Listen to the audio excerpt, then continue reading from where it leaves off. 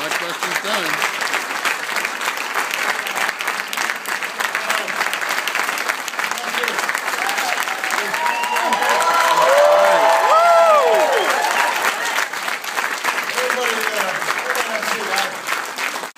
This was going to be a really good question.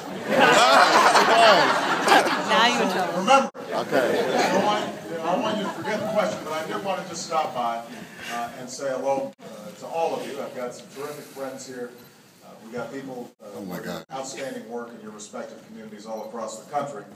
I just want to underscore how important I think this effort is. Strong cities, strong communities. It's one that takes tremendous ingenuity, a determination to cut red tape, and do government business better.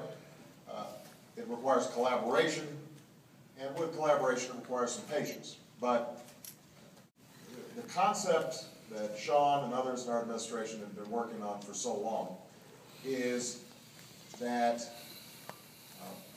we're living in a time where there are going to be limited resources.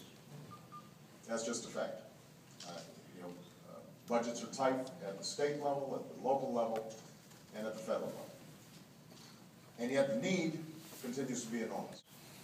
And so the question is, how do we consistently get more bang for our buck? How do we make sure that our government initiatives are well coordinated, that we're breaking down silos between agencies, that we are sitting together and planning together and measuring twice before we cut? How do we think through the ways in which whatever resources are out there are mobilized and leveraged so that the ultimate end user, which is that kid who is born into poverty and we want to give a chance to succeed, that community that is full of hard-working people but has been abandoned or isolated because a factory has moved or the economy has shifted in some fundamental way. That hard-working, low-income worker that has to figure out how do they get to a job and then get home in time to pick up their kids for school. All those people, each and every day, who are out there struggling, trying to get their little piece of the American dream, how do we make sure that we're doing right by them? In a time where we can't just throw money at the problem. Now, keep in mind, as all of you know, I am a fierce advocate on behalf of cities and metropolitan areas, precisely because when you look at the economies in every one of your states, if you've got strong cities, then typically you've got strong suburbs, typically you've got a strong state revenue stream. Our economies now are built regionally. And so this old notion of city versus suburb versus rural areas, that's all evaporating. We've got to have strong cities, and we've got to have strong rural areas, and we've got to have effective suburbs, and they've all got to be working together and thinking together about how we grow and compete in this 21st century economy. So we've got some great examples here of people who've been doing this. Dave Beng, Mitch Landrew, A.C. Warden, Ashley Swearengin, and John Lindner. They've all been doing outstanding work. Chris Coleman, St. Paul is not a SC2 pilot, but he's done some great work in terms of, and we were just talking about it when he came in, I was meeting with some mayors the other day, in trying to break down some of the barriers between agencies that aren't always working together as well as they could. So I just want to applaud all of you for the great work you're doing. I want you to know that this is a top priority of ours. It doesn't negate the need for more resources where we can get it. But if you look at the theme of my entire administration, it is not an either-or approach where we say either we get reform or we get more resources. We want a both-and approach. We want to get more resources in the communities that need them, but we also want to make sure that we're reforming our institutions so that they're actually making a difference in the lives of people each and every day. I think this program is poised to do that.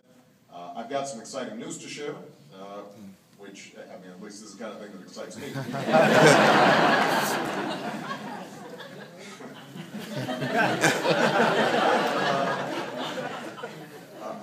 I'm signing an executive order that's going to establish a White House Council on Strong Cities and Strong Communities.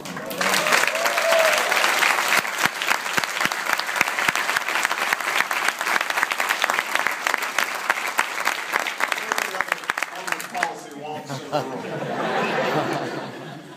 Because we're still learning key lessons on how to make this work better. But a lot of the early successes of Strong Cities set a foundation for establishing replication and best practices across the board. The Council will build on the way that the Strong Cities has shown the federal government its capacity to engage and support local communities by aligning resources and coordinating across departments and agencies. And my hope is that by institutionalizing this, bringing this conversation together on a more regular and a more formal basis, that after a year or two of this, we're really going to start getting it right. And we will start seeing some takeoff in terms of actual applications and deliverables for people. So, again, I want to thank all of you for doing what you do. I know that sometimes it feels like you're pushing a boulder up a hill. It feels like that to me too sometimes. But I tell you what, we're seeing progress. We're seeing progress in the economy, but we're also seeing progress in your cities and in your communities, inch by inch, block by block, neighborhood by neighborhood. You start seeing schools getting better. You start seeing people have more access to transportation and thereby more access to jobs. You start seeing small businesses feel like they're getting serviced more effectively. You start getting economies of scale as all these pieces start coming together. People start getting a little bit more optimistic about the possibilities of their community. We're never going to get this perfect, but we sure can do a much better job. And I want you to know that I'm going to be your partner in doing it. All right? Thank you very much.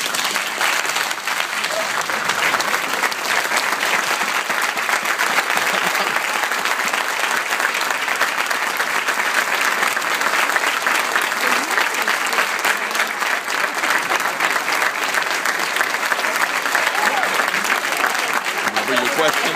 Yeah, my question.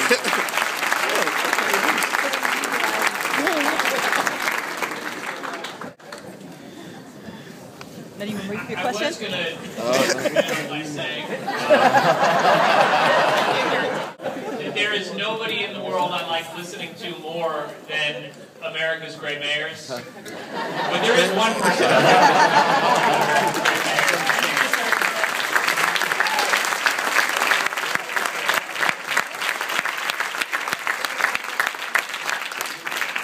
Seriously, he came, surprised me, surprised all of us, because he thinks so highly of the work that we're doing here and talking about today, and particularly because he thinks so highly of these 5 remarkable mayors. Let's give them all one more round.